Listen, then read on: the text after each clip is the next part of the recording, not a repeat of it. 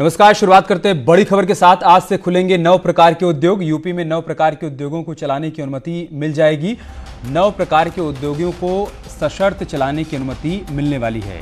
Refinery, cement, रसायन उद्योग को चलाने की अनुमति, उर्वरक, फाउंड्रीज उद्योगों को चलाने की भी अनुमति और साथ ही पेपर, टायर, चीनी मिलों को चलाने की अनुमति। इसके अलावा कॉमन इन्फ्लुएंट ट्रीटमेंट प्लांट को भी चलाने की अनुमति आज से मिलने वाली है। बड़ी खबर में आपको बता रहे हैं 9 प्रकार के उद्योग यूपी में आज से खुल जाएंगे। सरकार ने गहन चिंतन मंथन किया। अधिकारियों के साथ सीएम योगी ने वीडियो कॉन्फ्रेंसिंग के माध्यम से चर्चा की और उसके बाद ये फैसला लिया गया कि आज से इन 9 सेक्टर्स में फिलहाल छूट मिलने वाली है, वो भी सशर्त। जो भी गाइडलाइंस राज्य सरकार, केंद्र सरकार और स्वास्थ्य विभाग की तरफ से जारी की गई हैं, उसके मुताबिक इन तमाम उद्योगों को फिलहाल छूट मिलने वाली है। एक शिफ्ट में अलग अलग वक्त पर लंच टाइम होंगे। रोजाना कर्मचारियों की थर्मल स्कैनिंग भी होगी। इसके अलावा गृह मंत्रालय की तरफ से जो दिशा निर्देश दिए गए हैं उसके मुताबिक हर कर्मचारी को मास्क पहनना भी अनिवार्य होगा। 2 कर्मचारियों के बीच 6 फीट की दूरी रखनी होगी, ये भी स्पष्ट किया गया है। तो यूपी इंडस्ट्रीज के लिए आदेश जारी हो गया है। प्रथम चरण में अधिकतम 50% श्रमिकों की संख्या होगी। औद्योगिक परिसर स्थल को सैनिटाइज करवाया जाएगा। श्रमिकों की संख्या के मुताबिक थर्मल स्क्रीनिंग भी हो जाएगी और सैनिटाइजर, मास्क और पानी की व्यवस्था रखने के निर्देश भी दिए गए हैं। जिला प्रशासन और चिकित्सा विभाग की गाइडलाइंस का पालन करना होगा। किसी भी कर्मी को संक्रमण के लक्षण दिखाई देने पर जिला प्रशासन को फौरन सूचित करना होगा। यूपी में क्या क्या खुलेगा वो भी आप देख लीजिए। मजदूर और किसानों को राहत देने के तहत ये फैसले लिए गए हैं। मनरेगा के तहत कामों को भी अनुमति मिल गई है। पेपर, टायर, चीनी मिलें भी आज से चलाई जाएंगी। हॉटस्पॉट इलाकों में फिलहाल किसी प्रकार की कोई छूट नहीं दी गई है। किसानों को फसल काटने की भी छूट दी गई है। खेती मशीनरी की दुकानें भी खुली रहेंगी। खेती मशीनरी की मरम्मत करने वाली दुकानें भी खुल जाएंगी। बीज, खाद, पशु चारे की दुकानें भी इस दौरान खुली रहेंगी। किसानों की फसल खरीदने वाली संस्थाएं भी खुली रहेंगी और साथ ही कटाई, बुआई में काम आने वाली मशीनों की आवाजाही पर रोक हटा दी गई है। मछुआरों के मछली पकड़ने पर अपडेट सामने आया है। पोल्ट्री फार्म, पशुपालन, फार्मिंग का जारी रहेगा आदेश। तो ये तमाम उद्योग हैं जिनको आंशिक तौर पर चलाने की सशर्त छूट दी गई है।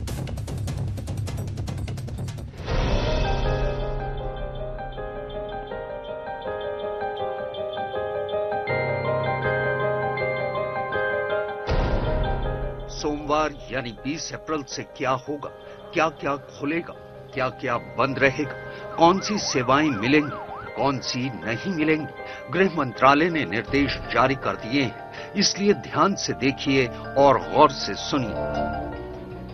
सबसे बड़ी बात कि ई कॉमर्स कंपनियां सिर्फ और सिर्फ जरूरी सामान की डिलीवरी कर सकेंगी। यानी कोई भी ई कॉमर्स कंपनी किसी भी तरह का गैर जरूरी सामान सप्लाई नहीं कर पाएगी। और गैर जरूरी सामान क्या है, इसका फैसला स्थानीय प्रशासन करेगा। मतलब आप शॉपिंग के मूड में हैं तो थोड़ा और इंतजार करिए। हालांकि डरने की कोई बात नहीं है। नए नियमों में आपके लिए कुछ राहत की खबरें भी हैं। कारपेंटर अपना काम कर पाएंगे, प्लम्बर भी काम पर होंगे, इलेक्ट्रीशियन और गाड़ी के मैकेनिक भी सेवाएं दे सकते हैं। किसानों को ज्यादातर काम की इजाजत होगी। किराना स्टोर पहले की ही तरह खुले रहेंगे, लेकिन रेल और हवाई यातायात पर पाबंदी जारी रहने वाली है। अगर आप शराब के शौकीन हैं तो इंतजार कीजिए, दुकानें अभी बंद रहेंगी। नए नियमों में जनता को राहत देने की कोशिश की गई है, लेकिन इसके साथ कुछ शर्तें भी हैं। काम के वक्त आपको अपना चेहरा कवर से ढकना होगा। सोशल डिस्टेंसिंग हर हाल में कायम रखना होगा और अगर आपने ऐसा नहीं किया तो आपके खिलाफ कार्रवाई हो सकती है। यानी कोरोना के खिलाफ जंग उतने ही पुख्ता तरीके से जारी रहेगी। नए नियमों में कुछ और बातें हैं। वहीं रविवार को सीएम योगी आदित्यनाथ ने वीडियो कॉन्फ्रेंसिंग के जरिए जिलाधिकारियों से बातचीत की। इस मौके पर सीएम योगी आदित्यनाथ ने जिलाधिकारियों को लॉकडाउन में राहत देने की जिम्मेदारी सौंप दी है। उन्होंने कहा कि 19 जिलों में छूट देने के बारे में जिलाधिकारी फैसला लेंगे। 10 से अधिक कोरोना केस और आने वाले जिलों में भी डीएम ये तय करेंगे कि इन जिलों में लॉकडाउन में ढील देनी चाहिए या फिर नहीं। खबर यह भी है कि 19 जिलों को छोड़कर बाकी जिलों में छूट मिलने वाली है।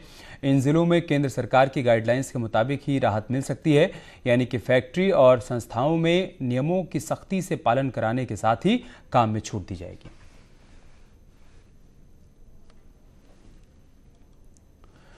और इस बीच आगरा से एक बड़ी खबर आ रही है। बिना अनुमति के सब्जी बेचने पर एफआईआर दर्ज की जाएगी। इसके अलावा दूध विक्रेताओं को भी अनुमति लेनी होगी। आगरा में हर तरफ सख्ती का डंडा चला है। 3 सब्जी मंडी बंद कर दी गई है। बड़ी खबर हम आपको आगरा से बता रहे हैं, जहां पर प्रशासन ने साफ कर दिया है कि बिना अनुमति के आप सब्जी नहीं बेच पाएंगे। अगर कोई ऐसा करता है तो उसके ऊपर एफआईआर दर्ज की जाएगी। इसके अलावा दूध विक्रेताओं को भी परमिशन लेनी होगी।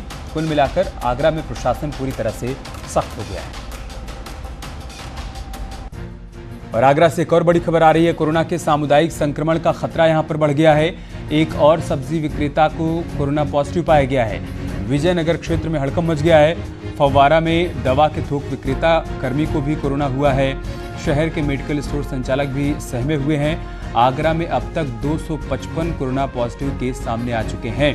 तो 2 सब्जी वालों के संक्रमित होने के बाद यहां पर हड़कंप मच गया है।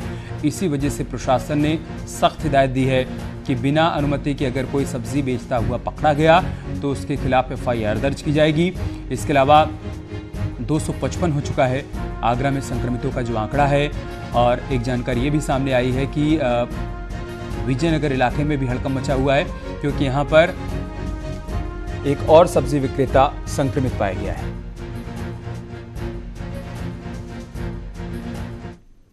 और एक बड़ी खबर मुरादाबाद से आ रही है, जहां पर एक और कोरोना मरीज मिला है। जिले में एक और कोरोना पॉजिटिव पाया गया है। जिले में कोरोना मरीजों की संख्या अब 58 हो गई है। मुरादाबाद से बड़ी खबर हम आपको बता रहे हैं, यहां पर भी कोरोना संक्रमितों की संख्या बढ़कर 58 पहुंच गई है।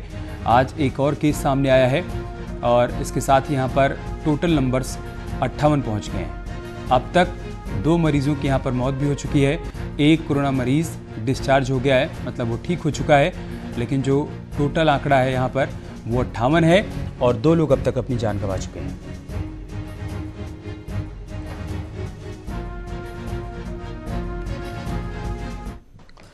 और लॉकडाउन 2.0 लागू होने के बाद क्या हैं आज के ताज़ा हालात, ये बताने के लिए हमारे संवाददाता हमारे साथ जुड़ रहे हैं। मोहम्मद शबाब लखनऊ से हमारे साथ जुड़ चुके हैं, अमित गाजियाबाद से हमारे साथ जुड़े हैं, अश्विनी झांसी से हमारे साथ जुड़ चुके हैं और शरद हमारे साथ सिद्धार्थनगर से हैं। मोहम्मद शबाब, मैं सबसे पहले आपके पास ही आऊँगा, क्या अपडेट है राजधानी लखनऊ से आज?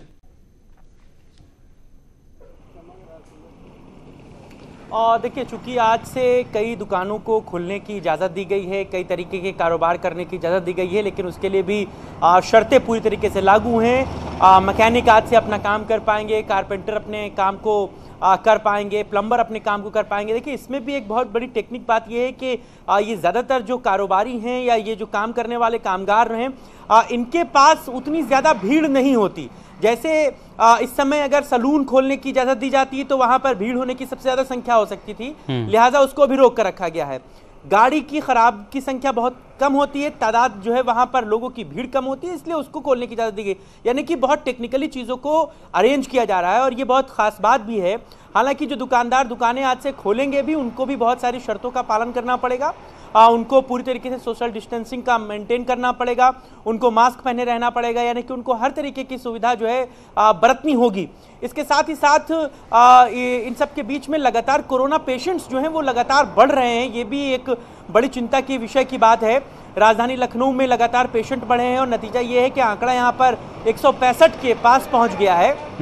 कल 9 मरीज जो है वो अस्पताल में भर्ती हुए। तो लगातार पेशेंट की संख्या बढ़ना भी जिला प्रशासन और स्वास्थ्य महकमे के लिए बड़ी चिंता की बात है। सोशल डिस्टेंसिंग मेंटेन करने की बातें लगातार लोगों से कही जा रही हैं। लगातार जो मरीज हैं उनको बेहतर इलाज मुहैया हो सके, इस तमाम चीज़ों पर स्वास्थ्य विभाग लगा हुआ है। जिला प्रशासन भी हर मुमकिन कोशिश कर रहा है। तो आज से कुछ राहत लोगों को मिलेगी, लेकिन बहुत राहत नहीं मिलेगी और ये भी जो है वो लोगों के हितों को देखते हुए फैसले लिए गए हैं। अमित, ठीक है, अमित का रुख कर लेते हैं, गाजियाबाद से हमारे साथ जुड़े हुए हैं। अमित, क्या अपडेट है आपके पास गाजियाबाद से? लॉकडाउन 2.0 लगने के बाद से लोगों को ये उम्मीद थी कि 20 तारीख के बाद से उन्हें कुछ रियायतें मिलेंगी, लेकिन जिस तरीके से लगातार गाजियाबाद में हॉटस्पॉट की संख्या बढ़ी है और साथ ही कल का जो दिन है वो गाजियाबाद के लिए बेहद ही दुखद रहा, क्योंकि एक ही दिन में एक महिला सहित 11 जमानती सहित तकरीबन 13 लोग कोरोना पॉजिटिव पाए गए हैं, जिससे कुल संख्या यहां पर 33 हो गई है। हालांकि 10 लोग अलग से जो हैं वो ठीक होकर अपने घर जा चुके हैं, लेकिन जो रियायत मिलने वाली थी गाजियाबाद वासियों को वो अब नहीं मिल पाएगी, क्योंकि ये कहा गया है कि जितने ऐसे जिले हैं जहां 10 से अधिक कोरोना के पेशेंट हैं वहां पर किसी तरह की रियायत ना दी जाए। हालांकि जिलाधिकारी के ऊपर तमाम बातें छोड़ी गई हैं। जिलाधिकारी का भी साफ तौर पर कहना यह है कि जिस तरीके से लॉकडाउन 2.0 चल रहा था यथावत उसी तरीके से चलता रहेगा। इसके पीछे वजह है कि लगातार गाजियाबाद में हॉटस्पॉट की संख्या बढ़ना, साथ ही जो पेशेंट है कोरोना के उनकी संख्या बढ़ना, इन दोनों में ही इजाफा हो रहा है, जिसके चलते अब जो सहूलियत गाजियाबाद वासियों को मिलनी चाहिए थी 20 तारीख को यानी कि आज, उनसे वो वंचित रह जाएंगे। मैं फिलहाल आपको दिखाना चाहूंगा लॉकडाउन का यहाँ पे जो पालन करने वाले लोग हैं अभी भी इस बात को नहीं समझ रहे हैं। घर से निकले हुए हैं, सुबह ही ये निकल जाते हैं, चाहे वो टहलने के लिए निकले चाहे किसी काम के लिए निकले। इन्हें इस बात से बिल्कुल भी सरोकार नहीं है कि इनकी वजह से ना सिर्फ ये परेशान होंगे, ना सिर्फ ये बीमार होंगे, बल्कि इनके वजह से अन्य लोग भी बीमार होंगे। जरूरत है सख्त कदम उठाने की, शासन और प्रशासन को थोड़ा और सख्त होने की, साथ ही जन सहभागिता भी इसमें अपना एक अहम रोल निभाएगी, क्योंकि जन सहभागिता अगर इसमें आती है तभी इस कोरोना के कहर से बचा भी जा सकता है। ठीक है अश्विनी, झांसी में क्या तस्वीर देख पा रहे हैं, क्या अपडेट है वहां से, क्या वहां पर कुछ हद तक रियायत मिलने वाली है आज से? बिल्कुल, झांसी में बात करें लॉकडाउन पार्ट 1 और पार्ट 2 को मिला करके तो आज 28वां दिन है। ऐसे में 28 दिन के बाद भी झांसी में अब तक कोई कोरोना मरीज नहीं मिला है, जिसके चलते एक बड़ी राहत भरी खबर जरूर है झांसी वासियों के लिए। लेकिन यहाँ के अधिकारियों से मेरी बात हुई थी, उनका ये कहना है कि वो कोई बहुत बड़ी खास रियायत नहीं देंगे। लॉकडाउन में छूट में जो सख्ती है लगातार बरकरार रहेगी। ऐसे में जो चुनिंदा है, जल संस्थान हो गया, इसके अलावा झांसी खजुराहो हाईवे पर जो निर्माण कार्य चल रहा है उसमें जरूर थोड़ी बहुत छूट मिल पाएगी। लेकिन जिस तरीके से लोगों ने उम्मीद लगाई थी कि झांसी में कोई कोरोना पॉजिटिव मरीज नहीं है, ऐसे में कुछ बड़ी रियायत मिल सकती है लॉकडाउन में, लेकिन ऐसा कुछ भी नहीं होने वाला है। कहीं भी कोई भी गलती नहीं करना चाहता है, कोई भी ऐसी कोई गलती ना हो जाए जिसकी मुसीबतें खड़ी हो जाए। तो फिलहाल तमाम कोशिशें जारी हैं कि झांसी जिला है वो लगातार बचा रहे, कोई कोरोना पॉजिटिव मरीज नहीं है। जिस तरीके जिला प्रशासन के अधिकारियों ने मंडली अब सुनिए जो अब तक कोशिश करी है, लोग तकरीबन बुंदेलखंड में रंग लाई है। ऐसे में जिलाधिकारी चंद्रवंशी का भी कहना है कि वो कोई खास छूट नहीं देने वाले हैं, ताकि कोई जोखिम उठाना नहीं चाहते, ताकि कोई जनता को यहाँ पे समस्या आ जाए। तो फिलहाल आज कोई खास छूट नहीं मिलेगी झांसी में। जो रोजमर्रा की जो खास जरूरतें हैं उनको पूरा करने के लिए शासन सरकारी स्तर से जो अधिकारी जो कोशिशें की हैं सिर्फ वही जारी रहेंगी। ठीक है शरद, सिद्धार्थनगर में कैसी तस्वीर देख पा रहे हैं, आपके पास क्या अपडेट है? सर, सिद्धार्थनगर में अभी तक कोई भी कोरोना पॉजिटिव नहीं है, लेकिन इसके साथ ये भी कोई खास ढील नहीं दी जा रही है। थोड़ी बहुत दुकानें जो पहले की तरह खुल रही थी वही खुलती रहेंगी। इसके अलावा शांति कमेटी का बैठक किया जा रहा है, जिसमें धर्मगुरु और मौलानाओं द्वारा लोगों को घरों से ही नमाज पढ़ने के लिए प्रेरित किया जाएगा। अभी तक लोग डॉक्टरों की टीम घरों जाकर सैंपल कलेक्ट करती थी, जो लोग बाहर से आए होते थे।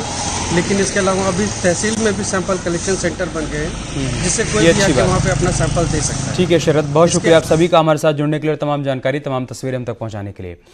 ग्रेटर नोएडा से एक बड़ी खबर है, जहां पर बिसरख थाना प्रभारी पूरे दिन की ड्यूटी के बाद अपने साथी पुलिसकर्मियों को सैनिटाइज करवाते हैं।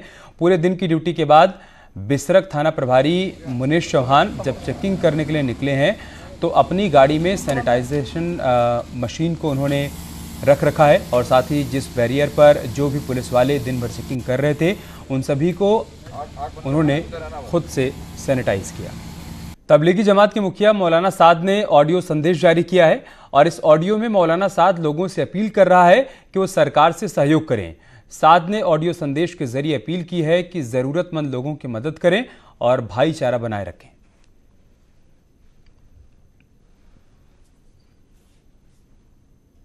मेरे अजीज दोस्तों और बुजुर्गों भाइयों, इस वक्त सारा आलम एक वबा का शिकार है, और ये बात यकीनी है कि यह वबा हमारे बुरे अमाल की बदली हुई सूरत है। इसलिए एक अहम दरख्वास्त करनी है। इस वबा से निपटने के लिए ज़रूरी है कि दावत व तबलीग से वाबस्ता अफराद जहाँ कहीं भी हैं और ज़िला की इंतज़ामिया और हुकूमत उनको टेस्ट करने या क्वारंटाइन करने के लिए ले जाना चाहती है, तो इंतज़ामिया का इसमें पूरा ताउन करें, इंतज़ामिया का पूरा साथ दें। किसी भी बीमारी का इलाज करना इंतहाई ज़रूरी है, इसलिए इसका एहतमाम करें और अल्लाह रब्बुल इज़्ज़त की तरफ दुआ और सदक़ात और रात के क़याम और तहज्जुद और सलातुल हाजा के ज़रिए मुतवज्जे रहें। नीज़ अपने ज़रूरतमंद पड़ोसियों का ख्याल करें, कोई हमारा पड़ोसी भूखा ना सोए। हर एक की अपनी ताकत के बक़दर मदद करें। जब हम लोग आपस में एक दूसरे के साथ भाईचारगी से, एक दूसरे के साथ हमदर्दी से पेश आएंगे तो अल्लाह रब्बुल इज़्ज़त हमारा बनाने वाला हमारे साथ नरमी का, रहम का मामला फरमाएंगे। उधर गोंडा के एसडीएम का कथित ऑडियो वायरल हो रहा है। वायरल ऑडियो तेजपुर के ग्राम प्रधान और एसडीएम के बीच बातचीत का बताया जा रहा है। न्यूज़ 18 ऑडियो की पुष्टि नहीं करता है। ऑडियो में एसडीएम आपत्तिजनक बात कर रहे हैं। वो क्वारंटीन में रह रहे लोगों के लिए कह रहे हैं कि मर रहे हैं तो उन्हें मरने दो। हम आपको ये पूरी बातचीत सुनाते हैं। सर नमस्ते, हम तेजपुर प्रधान विजय वर्मा बोल रहे हैं सर। हाँ, तेजपुर प्रधान विजय वर्मा, छपिया ब्लॉक से। हाँ बताइए। सर कल कुछ लोग महाराष्ट्र से चले आए थे बाइक से, तो हमने उनको गायत्री क्वारंटाइन सेंटर भिजवाया था। तो वहाँ से उन लोगों को 108 लेकर जिला अस्पताल गई थी साहब। अब सुबह से वहीं बेचारे खड़े थे, ना तो जांच हो पाई है, ना इस समय कोई लाके यहाँ छोड़ रहा है दोबारा सेंटर। आए क्यों? वो बेचारे नहीं हैं, उन्होंने गलती इतनी करी है कि उनको उनके खिलाफ FIR होना चाहिए जी। और जो चले आए जी जी, वो उनके साथ रियायत की जा रही है कि उनका इलाज कराया जा रहा है और उनको उनकी जांच कराई जा रही है। उनके खिलाफ तो कार्रवाई होनी चाहिए थी कि वो आए क्यों। अच्छा सर, तो चले आए हैं तो अब कर ही हम लोग क्या सकते हैं बताइए। कर ही क्या सकते हैं, आप मत पैरवी करिए उनकी। अब वो 14 दिन तक आपके यहाँ नहीं जाएंगे। अरे हमारे यहाँ आने की हम पैरवी नहीं कर रहे हैं सर। तो वहाँ करने दीजिए, जब उनका नंबर आएगा तो करेंगे ना। तो उनकी पैरवी कर रहे हो आप। अरे सर वहाँ वो भूखे मर रहे हैं, हम ये कह रहे हैं। मरने दीजिए वहाँ हाथ देखने वाले। अरे सर वहाँ कोई नहीं, बार बार वो बच्चे फोन कर रहे हैं हमारे पास। आपके पास मत करें, फोन कर दीजिए वो वहीं अस्पताल वालों को जहाँ है वहाँ फोन करें। अस्पताल वाले सर डीएम साहब का नंबर भी नहीं लग रहा है, सब उस जगह फोन कर करके परेशान है। वहाँ कोई नहीं है सुनने वाला, ना कुछ कोई व्यवस्था है, ना कुछ खाने की व्यवस्था है। आप परेशान न हो प्रधान जी, ना आप वहाँ जा पाओगे। केंद्रीय मंत्री और अमेठी की सांसद स्मृति ईरानी की पहल पर अब अमेठी में घर बैठे लोगों को स्वास्थ्य सुविधाओं को लेकर निःशुल्क परामर्श दिया जाएगा। दरअसल स्मृति ईरानी के निर्देश पर 15 डॉक्टरों को चिन्हित कर बीजेपी जिलाध्यक्ष ने टेलीमेडी सेवा में डॉक्टरों की टीम बनाई है। ये टीम अमेठी वासियों को स्वास्थ्य संबंधी परामर्श देगी। स्मृति ईरानी अमेठी की स्वास्थ्य सुविधाओं का हब बनाना चाहती हैं और वो इसका बखूबी ख्याल भी रख रही हैं। वहीं बीजेपी के जिला अध्यक्ष दुर्गेश त्रिपाठी ने कहा है कि सोशल मीडिया ग्रुपों पर चिकित्सकों के नाम और मोबाइल नंबर सार्वजनिक किए गए हैं, जिसके बाद अब अमेठी में एक फोन पर स्वास्थ्य से जुड़ी किसी भी समस्या का निदान हो जाएगा। जनपद अमेठी में एक टेलीमेडिसिन ग्रुप बनाया गया है। इस ग्रुप के लिए 15 डॉक्टर्स की सहमति ली गई है। उनके नंबर और उनका समय सोशल मीडिया के माध्यम से आप लोगों के पास तक पहुंचाया जा रहा है। आप सभी जनमानस से अनुरोध है कि निश्चित समयावधि के बीच में ही सम्मानित डॉक्टरों को फोन करके अपनी स्वास्थ्य संबंधी समस्याओं के लिए परामर्श लें। केंद्रीय मंत्री स्मृति ईरानी के संसदीय क्षेत्र अमेठी में अब घर बैठे ऑनलाइन स्वास्थ्य परामर्श की सुविधा उपलब्ध हो गई है, क्योंकि कोरोना महामारी से जंग में आपकी सांसद आपके साथ है। इसलिए आप घर पर रहें और सुरक्षित रहें। इस मुहिम को लेकर बीजेपी जिला अध्यक्ष ने अमेठी में 16 डॉक्टरों के एक पैनल का टेलीमेडिसिन सेवा ग्रुप का शुभारंभ किया है। ये ग्रुप आपको घर बैठे ऑनलाइन स्वास्थ्य संबंधी परामर्श देगा, जिससे आप सुरक्षित रहें और कोरोना जैसी गंभीर महामारी से लड़ सकें। पप्पू और चलिए आपको लेकर चलते हैं कोरोना कंट्रोल रूम।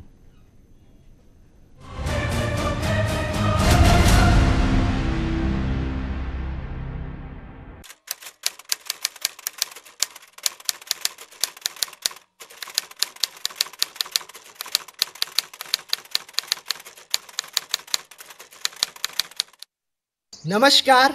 आजकल देश और दुनिया में कोरोना का डर फैला हुआ है, लेकिन आपकी किचन में असंख्य ऐसी जड़ी बूटियां हैं जिसके इस्तेमाल से आप अपनी इम्यूनिटी यानी कि रोग प्रतिरोधक क्षमता को बढ़ा सकते हैं और कोरोना को दूर भगा सकते हैं। दर्शकों, आज हम बात करेंगे आंवले के बारे में यानी कि गूसबेरी के बारे में। आंवले में प्रचुर मात्रा में विटामिन सी होता है। इसको आयुर्वेद यानी कि जीवन विज्ञान में रसायन कहा गया है, साइंस ऑफ लाइफ में। और आंवला जो है इसके अंदर एंटीऑक्सीडेंट्स होते हैं, कैल्शियम भी होता है, आयरन भी होता है। इसको हेल्थ ट्रेजर भी कहा गया है। इसके अंदर एंटी एजिंग प्रॉपर्टीज़ भी हैं, साथ ही साथ ये मधुर भी है, अमल भी है, कटु भी है, तिक्त भी है, कषाय भी है। 5 रस इसके अंदर हैं और लवण भी हो जाए तो 6 रस हो जाते हैं। सो दर्शकों, आंवले को आप सब्जी के रूप में, अचार के रूप में, पाउडर के रूप में सुबह शाम इस्तेमाल करें और आप अपनी इम्यूनिटी को बढ़ाएं, रोग प्रतिरोधक क्षमता को बढ़ाएं और कोरोना को देश और दुनिया से दूर भगाएं। नमस्कार।